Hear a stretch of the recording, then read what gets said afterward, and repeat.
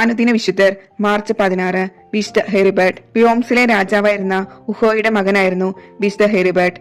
പ്യോംസിലെ cathedral വിദ്യാലയത്തിലും ഫ്രാൻസിലെ റൊണയിലുമുള്ള ബെനഡിക്റ്റിയൻ ഗോൾസെ ആശ്രമത്തിലുമായിട്ടായിരുന്നു വിശുദ്ധൻ തന്റെ വിദ്യാഭ്യാസം പൂർത്തിയാക്കിയത്. 994 വിശുദ്ധൻ പുരോഹിത പട്ടം സ്വീകരിച്ചു.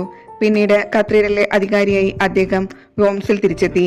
1002 ജനുവരി 23 ഓട്ടോ മരിക്കുന്നവരെ വിശുദ്ധൻ ഈ പദവിയിൽ തുടർന്നു. ഡിയോഡോസിലെ ആശ്രമം വിശുദ്ധനാണ് പണികഴിപ്പിച്ചത്. നിരവധി അത്ഭുത പ്രവർത്തനങ്ങളും വിശുദ്ധന്റെ പേരിലുണ്ട്. അക്കാലങ്ങളിലുണ്ടായ കഠിനമായ വരൾച്ചയെ തടഞ്ഞത് വിശുദ്ധന്റെ അത്ഭുത പ്രവർത്തനങ്ങൾ ഒന്നാണ്. അതിനാലാണ് ഇന്ന് നാം വരൾച്ചയുടെ നാളുകളിൽ മഴയ്ക്ക് വേണ്ടി വിശുദ്ധന്റെ നാമം വിളിച്ചപേക്ഷിക്കുന്നത്.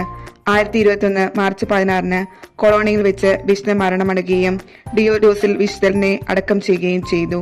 അദ്ദേഹത്തിന്റെ ജീവിതകാലത്ത് തന്നെ വിശുദ്ധനായി വണങ്ങി വന്നിരുന്നു. 1074 വിശുദ്ധ ഗ്രിഗറി 7 പാപ്പ ഹെറിബർട്ടിനെ വിശുദ്ധനായി പ്രഖ്യാപിച്ചു.